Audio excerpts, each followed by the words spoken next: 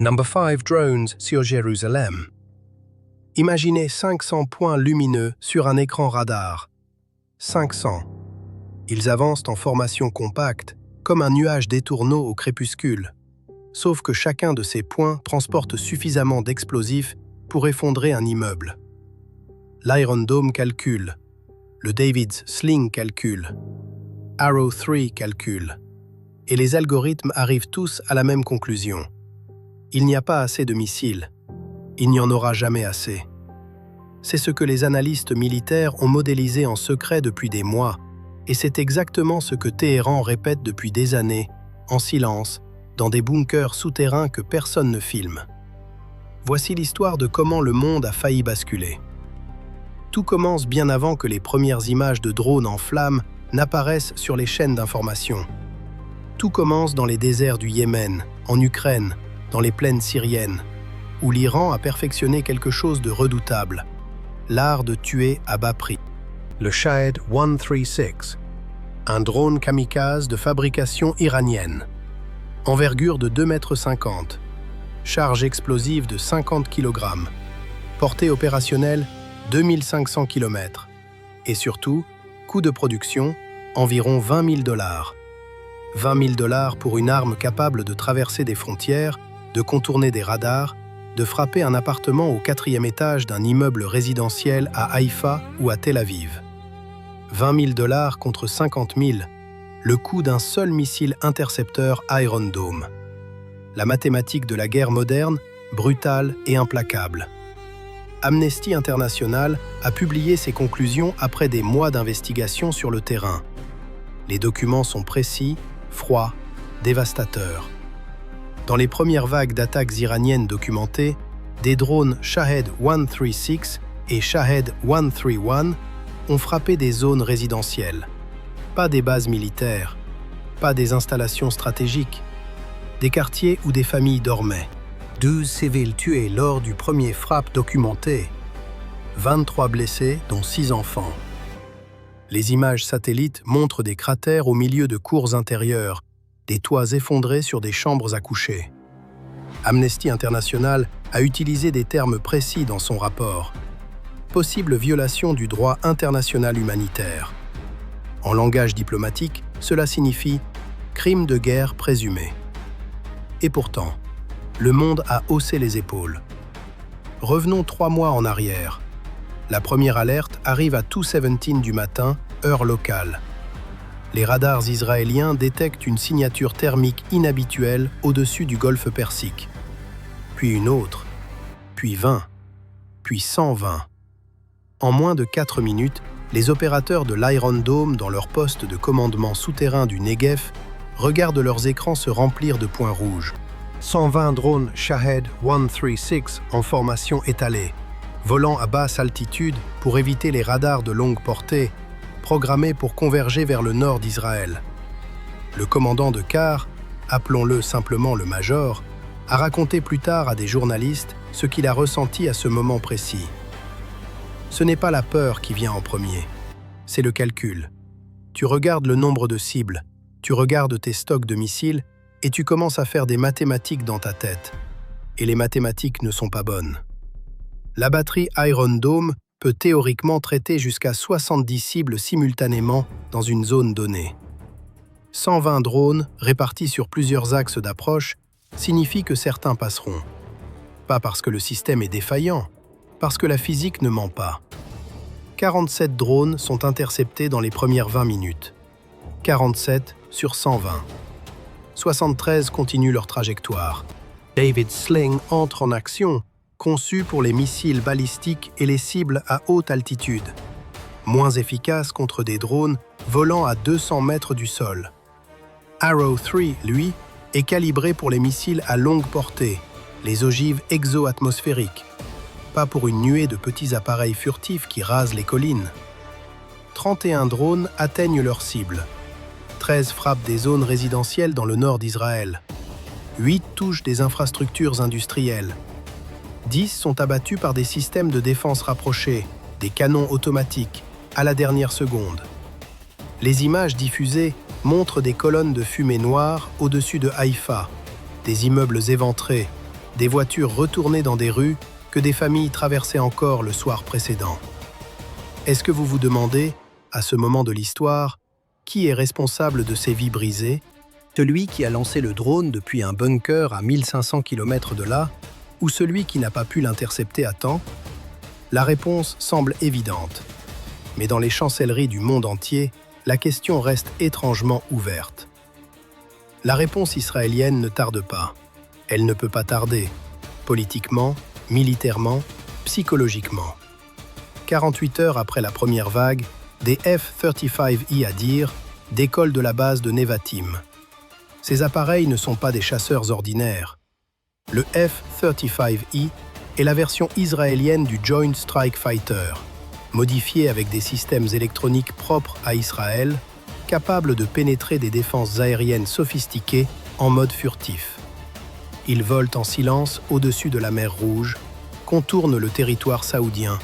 Avec ou sans coordination tacite, personne ne le dira officiellement, et frappent 3 installations en Iran.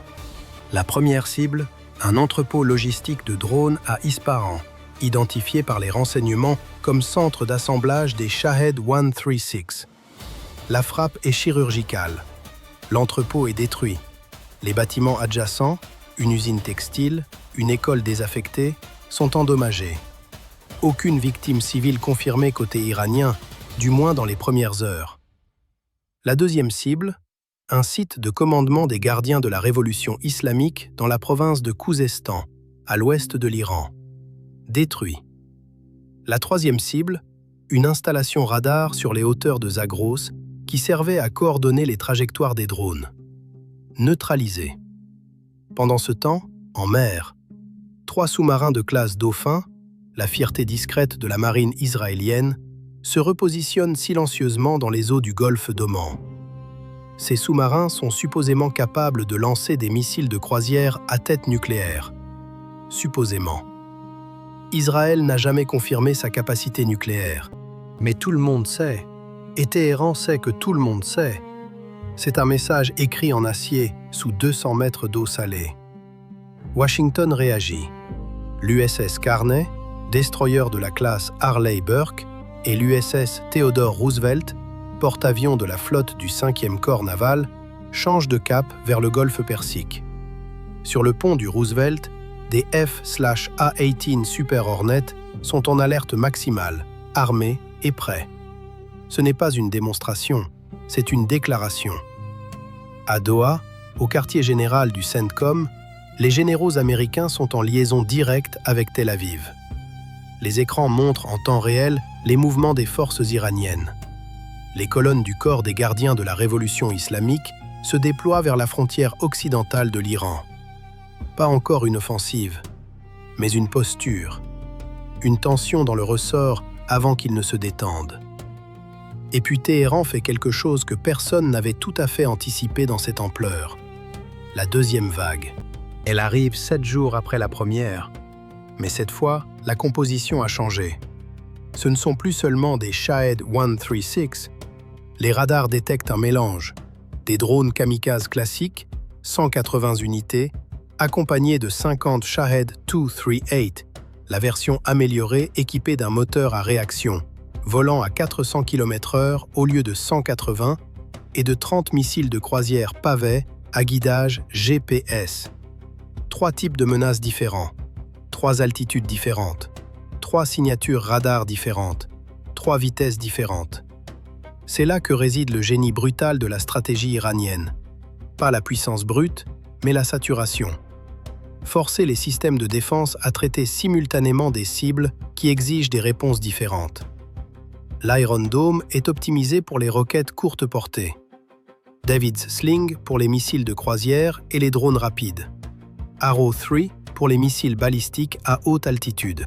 Mais quand tout arrive en même temps, les systèmes se disputent les ressources de calcul, les opérateurs humains sont submergés et les fenêtres de tir se réduisent à des secondes.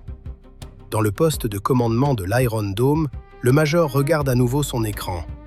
Cette fois, il y a 260 cibles. Il a 140 missiles intercepteurs disponibles. Il sait avec une certitude mathématique absolue, que même si chaque missile touche sa cible, 120 menaces continueront leur chemin. Alors vous comprenez pourquoi les analystes militaires, quand ils modélisent un scénario avec 500 drones, arrivent tous à la même conclusion. Parlons de ce scénario. Parlons-en sérieusement, comme le font les stratèges dans les sous-sols de l'OTAN et dans les académies militaires de Washington, de Paris, de Londres. 500 drones sur Jérusalem. Ce n'est pas de la science-fiction. C'est une extrapolation directe des capacités documentées de l'Iran. Téhéran possède, selon les estimations les plus conservatrices des agences de renseignement occidentales, entre 2000 et 3000 drones opérationnels de type Shahed, stockés dans des installations dispersées à travers le pays pour résister à des frappes préventives. 500, c'est un sixième de ce stock. C'est une attaque massive, mais pas une attaque suicidaire pour l'arsenal iranien. Voici la logique militaire de la frappe en essaim, ce que les théoriciens appellent le swarm attack. L'idée est simple dans sa cruauté. Submerger les défenses, non pas par la puissance de chaque projectile, mais par leur nombre. Chaque système de défense a une capacité de traitement maximale. Chaque missile intercepteur a un coût. Chaque opérateur humain a une limite cognitive. L'essaim exploite ces trois limites simultanément. Calculons. Israël dispose de 10 batteries Iron Dome opérationnelles, chacune capable de traiter 70 cibles en théorie, mais en pratique, dans des conditions de stress extrême et de saturation électronique, ce chiffre tombe à 40 ou 50 cibles efficacement traitées. 10 batteries, 50 cibles chacune, 500 interceptions possibles dans le meilleur des scénarios absolus. Mais meilleur des scénarios absolus signifie coordination parfaite, zéro délai de rechargement, zéro panne, zéro saturation des communications. Dans la réalité de la guerre, ces conditions n'existent pas. Ajoutez à cela que les drones iraniens peuvent être programmés pour attaquer en vagues successives, avec des intervalles de 3 à 5 minutes. Juste le temps de forcer les batteries à consommer leur stock avant l'arrivée de la vague suivante. Ajoutez que certains drones peuvent être équipés de leurres électroniques pour saturer les radars de détection. Ajoutez que des trajectoires variées, certains venant du nord via le Liban et le Hezbollah, d'autres de l'est via la Jordanie ou la Syrie, d'autres du sud via le Yémen, dispersent géographiquement la menace au-delà de ce qu'une défense centralisée peut couvrir. Résultat, les analystes estiment qu'entre 15 et 25% d'un essaim de 500 drones atteindrait ces cibles malgré une défense maximale. 15% de 500, c'est 75 drones. 75 charges explosives de 50 kg chacune qui frappent Jérusalem. La vieille ville, le mont des Oliviers, le quartier arabe, le quartier juif. Pas de discrimination. L'algorithme ne fait pas de théologie. Que se passerait-il? Les modèles de dommages suggèrent des centaines de morts dans les premières heures, des milliers de blessés, des incendies dans des zones historiques impossibles à maîtriser rapidement, une panique de masse dans une ville de 900 000 habitants. Et, point crucial que les stratèges mentionnent toujours à voix basse, une réaction politique israélienne que personne ne peut prédire avec certitude. Si vous étiez dans ce bunker, devant cet écran avec 500 points rouges qui avancent, et que vous saviez que vous ne pouviez en arrêter que 400 au maximum, lesquels choisiriez-vous de laisser passer? Comment décideriez-vous, en quelques secondes, quel quartier de Jérusalem vous ne pouvez pas protéger ce soir-là? Revenons aux réactions du monde. Parce que pendant que les missiles volent et que les drones brûlent dans le ciel du Negev, les capitales du monde jouent leur propre partition.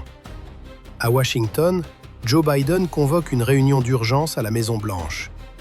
Les images le montrent entouré de son équipe de sécurité nationale, le visage grave, les yeux fatigués d'un homme qui a déjà géré trop de crises. Son message public est mesuré. Les États-Unis soutiennent le droit d'Israël à se défendre, mais nous appelons à la retenue. En privé, selon des sources diplomatiques citées par plusieurs médias, il dit quelque chose de plus direct à Netanyahou.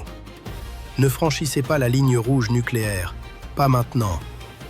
À Moscou, Vladimir Poutine ne dit rien, officiellement. mais les renseignements occidentaux signalent des livraisons de composants électroniques russes vers l'Iran via des intermédiaires en Azerbaïdjan et en Arménie. Des composants qui se retrouvent dans les systèmes de guidage des Shahed. Le silence de Poutine n'est pas une neutralité. C'est une complicité muette, calculée pour maintenir la pression sur l'Occident sans franchir le seuil d'une implication directe. À Ankara, Erdogan joue sa partition habituelle de grand équilibriste. Il condamne les frappes iraniennes sur les civils, dans les mêmes termes qu'Amnesty International, ce qui n'est pas anodin. Et il condamne les frappes israéliennes sur le territoire iranien, ce qui lui vaut des applaudissements dans le monde arabe. Il propose Ankara comme lieu de médiation. Personne ne répond sérieusement. Mais Erdogan a ce qu'il voulait, une visibilité internationale et une position d'arbitre autoproclamée. À Pékin, le porte-parole du ministère des Affaires étrangères lit une déclaration en 3 paragraphes appelant au dialogue et à la désescalade. La Chine achète 35% du pétrole iranien. Elle n'a aucun intérêt à ce que l'Iran soit affaibli au point de ne plus pouvoir produire.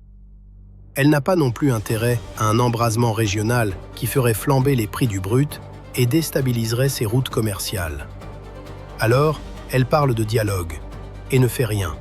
À Bruxelles, l'Union européenne annonce un nouveau paquet de sanctions contre l'Iran. Gel d'avoirs de 17 entités liées au programme de drones, interdiction de voyager pour 23 responsables des gardiens de la révolution. Les diplomates iraniens haussent les épaules. L'Iran vit sous sanctions depuis 40 ans. Il a appris à s'en accommoder, à contourner, à adapter. À New York, le Conseil de sécurité de l'ONU se réunit en session d'urgence.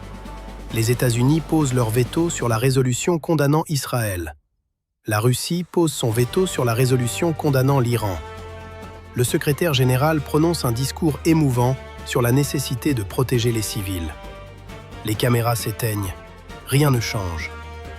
Comment se fait-il que le monde ait construit toutes ces institutions, l'ONU, le droit international humanitaire, les conventions de Genève, et qu'au moment où elles sont le plus nécessaires, elles semblent les plus impuissantes?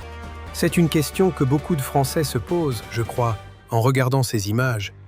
Pas seulement pour le Moyen-Orient, pour l'Ukraine, pour le Soudan, pour partout où les bombes tombent sur des appartements. Revenons sur le terrain, parce que la guerre n'est pas seulement des chiffres et des réunions diplomatiques. La guerre, c'est des gens. Dans un appartement du 3e étage à Tel Aviv, une famille descend pour la 4e fois cette semaine dans le bunker de l'immeuble. La mère tient son fils de 7 ans par la main. Il porte son sac à dos d'école. Elle lui a dit de toujours l'avoir prêt, avec ses médicaments, ses papiers, sa tablette. Le père ferme les volets avant de descendre, par réflexe, comme si des volets pouvaient arrêter quelque chose. Dans le bunker, il y a 22 personnes, 3 générations. Une vieille dame qui a survécu à 1973, un adolescent qui filme tout sur son téléphone, un nourrisson qui pleure. À l'extérieur, dans le ciel nocturne, des traînées lumineuses, les missiles intercepteurs qui partent, les explosions sourdes, lointaines, comme du tonnerre en été. Puis le silence. Puis les sirènes d'ambulance qui commencent. À Téhéran, dans un quartier résidentiel du nord de la ville, des familles regardent les nouvelles à la télévision. Les chaînes officielles montrent des images de drones iraniens en vol, présentées comme une réponse légitime à l'agression sioniste. Mais dans les conversations privées, dans les appartements où les gens se parlent à voix basse, il y a une peur différente, celle des représailles israéliennes. Les frappes des F-35 sur Ispahan ont été entendues à des kilomètres à la ronde. Les gens savent que leurs propres dirigeants les utilisent comme boucliers humains d'une politique qu'ils n'ont pas choisie. Dans les collines du Golan, des chars Merkava Four sont positionnés en formation défensive. Leurs équipages dorment par rotation, 4 heures chacun, moteur au ralenti. Le Hezbollah au Liban a tiré 117 roquettes en 2 jours. Pas une offensive massive, mais une pression constante, coordonnée avec les vagues iraniennes pour forcer Israël à disperser ses ressources de défense sur plusieurs fronts simultanément. C'est la doctrine de l'axe de résistance. Frapper de partout, pas forcément fort, mais toujours en même temps. Au nord de la frontière libanaise, des colonnes de fumée s'élèvent de positions du Hezbollah, frappées en représailles par l'artillerie israélienne.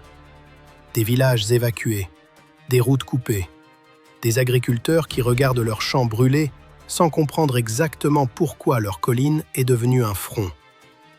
Revenons à la question centrale, celle que les analystes d'Amnesty International posent dans leur rapport, celle que les juristes du droit international débattent dans leurs colloques, celle que les familles dans les bunkers de Tel Aviv et les appartements de Téhéran se posent sans le formuler ainsi.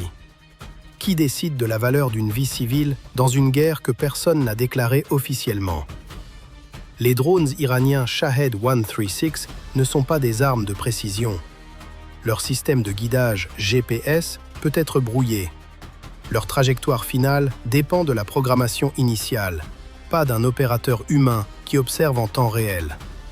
Quand un Shahed 136 frappe un immeuble résidentiel à Haïfa, quelqu'un dans un bunker près de Téhéran a programmé les coordonnées. Quelqu'un a fait le choix de ces coordonnées. Amnesty International l'a documenté. Ce n'est pas un accident de guerre, c'est une décision. Et cette décision a un nom dans le droit international humanitaire. Elle s'appelle une attaque disproportionnée contre des civils. Elle s'appelle une violation du principe de distinction entre combattants et non-combattants. Elle s'appelle, et Amnesty International l'a dit avec prudence mais clairement, un possible crime de guerre. Pensez-vous que la communauté internationale ait fait suffisamment pour tenir l'Iran responsable de ces actes documentés? Ou est-ce que la géopolitique, le pétrole, les alliances, les équilibres de puissance, rend certains crimes plus acceptables que d'autres selon qui les commet? Revenons maintenant à l'escalade, parce que l'histoire ne s'arrête pas à la deuxième vague. 3 semaines après les premières frappes, le renseignement israélien, le Mossad, publie une information rare. Il affirme avoir infiltré le réseau de commandement des drones iraniens et avoir identifié la localisation de 7 entrepôts de stockage supplémentaires de Shahed 136, dont 2 à proximité immédiate de zones urbaines iraniennes. Cette publication n'est pas anodine, c'est un avertissement. C'est aussi une menace implicite. Téhéran répond avec des mots. Le général Hossein Salami, commandant des gardiens de la Révolution, déclare dans un discours télévisé « Toute nouvelle agression sioniste se heurtera à une réponse dont l'ampleur surprendra le monde entier. » Des mots.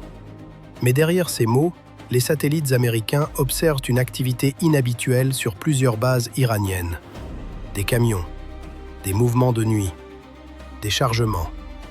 C'est à ce moment que les analystes de CENTCOM à Doha commencent à modéliser sérieusement le scénario de l'essaim massif. 500 drones, peut-être plus. Pas vers Tel Aviv, trop attendu, trop défendu. Vers Jérusalem, une cible qui n'est pas seulement militaire, une cible qui est aussi symbolique, religieuse, politique. Une cible dont la destruction, même partielle, enverrait un message que le monde entier ne pourrait pas ignorer. Les simulations sont classifiées, mais plusieurs analystes qui ont eu accès à ces modèles ont parlé à des journalistes sous couverture d'anonymat. Leurs conclusions sont cohérentes. Dans un scénario d'essaim de 500 unités avec trajectoires variées et jamming électronique, entre 75 et 125 drones atteindraient des cibles dans le périmètre de Jérusalem. 125 charges de 50 kg chacune. Dans une ville de 900 000 habitants, avec une densité urbaine élevée, des rues étroites, des bâtiments anciens en pierre qui s'effondrent différemment du béton moderne, les chiffres de victimes potentielles que les analystes ont calculés, je ne les dirai pas tous. Certains chiffres ne devraient pas être prononcés à voix haute avant qu'il ne soit nécessaire. Ce qui retient l'escalade finale, pour l'instant, c'est une combinaison de facteurs que personne ne veut avouer publiquement. D'abord, la dissuasion nucléaire implicite d'Israël. Ces sous-marins dauphins dans le golfe d'Oman ne sont pas là pour faire de la plongée touristique. Téhéran sait ce qu'il transporte, ou ce qu'il pourrait transporter. L'ambiguïté est le cœur de la doctrine de dissuasion israélienne depuis 60 ans. Ensuite, les pressions économiques internes en Iran. La rial iranienne a perdu 40% de sa valeur depuis le début des hostilités. Les files d'attente devant les banques à Téhéran. L'inflation qui dépasse 70%. Une population qui souffre et qui commence à l'exprimer, malgré la répression. Enfin, et c'est peut-être le facteur le plus fragile, la pression américaine. L'USS Gerald R. Ford, le porte-avions le plus puissant du monde, est maintenant en Méditerranée orientale. 70 avions de combat sur son pont.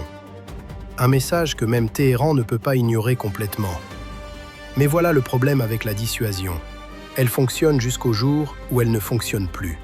Elle fonctionne tant que les deux parties calculent rationnellement. Elle s'effondre quand un camp décide que le coût de la capitulation est plus élevé que le coût de l'escalade. Et dans un régime comme celui de Téhéran, où la survie politique du pouvoir est liée à la rhétorique de résistance contre Israël, ce calcul peut changer très vite. Les reporters sur le terrain décrivent quelque chose que les cartes et les graphiques ne montrent pas. Une atmosphère, une qualité particulière du silence entre les alertes. Les habitants de Tel Aviv qui continuent d'aller au café le matin parce que s'arrêter de vivre, c'est laisser gagner l'autre. Les habitants de Haïfa qui regardent le ciel d'une façon différente maintenant, qui identifient les sons, qui distinguent le bruit d'un avion commercial de celui d'un drone à 200 mètres d'altitude. Et quelque chose de plus étrange encore, la normalisation. La capacité humaine à s'adapter à l'inacceptable, à transformer la terreur en routine, à descendre dans le bunker, à attendre, à remonter, à faire le café, à aller travailler, à recommencer. C'est une forme de courage que personne ne célèbre parce qu'il n'a pas de nom héroïque. C'est juste la vie qui continue malgré tout. En France, en regardant ces images, il y a quelque chose de familier dans cette résistance tranquille. Pas la même histoire, pas les mêmes bombes, mais cette façon de continuer à vivre sous la menace, quelque chose dans notre mémoire collective reconnaît ça. Où en sommes-nous maintenant ?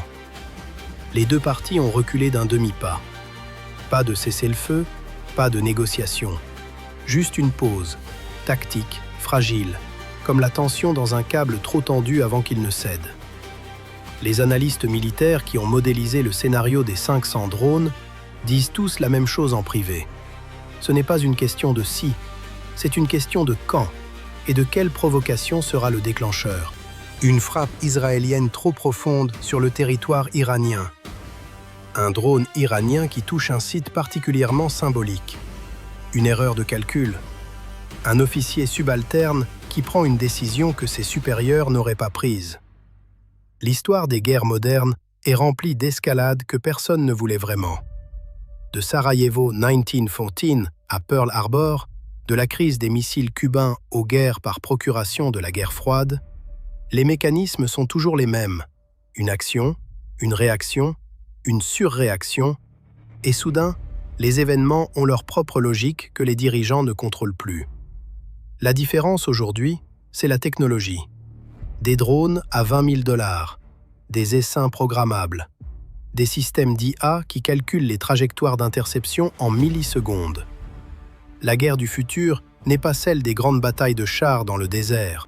Elle est faite de nuages de petites machines volantes, de saturation algorithmique, de mathématiques impitoyables qui décident combien de civils mourront cette nuit en fonction du ratio coût-efficacité de chaque missile intercepteur. Et quelque part dans un bunker souterrain en Iran, des ingénieurs regardent les données des 2 premières vagues. Ils calculent les taux d'interception. Ils identifient les failles dans la couverture radar. Ils ajustent les trajectoires pour la prochaine fois. Ils apprennent. Les analystes qui ont étudié ces données disent que la prochaine frappe, si elle vient, sera différente des précédentes de façon qualitative, pas seulement quantitative. Pas seulement plus de drones. Des drones plus intelligents, des formations plus sophistiquées, des leurres plus efficaces, une coordination plus précise avec les forces du Hezbollah au nord et les milices en Syrie à l'est. Ils disent que la prochaine frappe pourrait être ce que les militaires appellent un « strike décisif », un coup porté non pas pour blesser, mais pour changer irrémédiablement la situation sur le terrain. ce que cela signifie exactement, ce que irrémédiablement veut dire dans le contexte d'un conflit entre deux puissances dont l'une possède possiblement l'arme nucléaire et l'autre développe activement un programme que le monde entier surveille avec une anxiété croissante, les analystes s'arrêtent là. Certaines conclusions, disent-ils, n'ont pas besoin d'être prononcées pour être comprises. Il y a une dernière image que je veux vous laisser. Pas une explosion, pas un radar saturé, pas un graphique de trajectoire de drone. Un opérateur de l'Iron Dome, 23 ans. Il s'appelle Jonathan, selon le seul article de presse qui a réussi à l'interviewer brièvement, avant que les militaires ne ferment l'accès aux médias. Jonathan regarde son écran depuis maintenant 18 heures consécutives. Il a intercepté 42 cibles cette nuit. 42 fois, il a appuyé sur une touche et quelque chose a explosé dans le ciel au-dessus de lui. Il dit qu'il ne ressent rien sur le moment, que c'est comme un jeu vidéo. Il le dit lui-même, avec une gêne visible. Et puis, après la fin de son quart, quand il sort du bunker et qu'il voit l'aube sur le désert du Negev, il dit qu'il pense aux 42 fois. Pas aux drones qu'il a détruits, aux gens qui les ont programmés, aux gens qui ont décidé d'envoyer ces machines vers des quartiers où des familles dormaient. Il dit « Je ne comprends pas comment on peut faire ça. Je ne comprends vraiment pas. » Peut-être que c'est là la vraie question. Pas les systèmes d'armes, pas les stratégies de saturation, pas les vétos au Conseil de sécurité.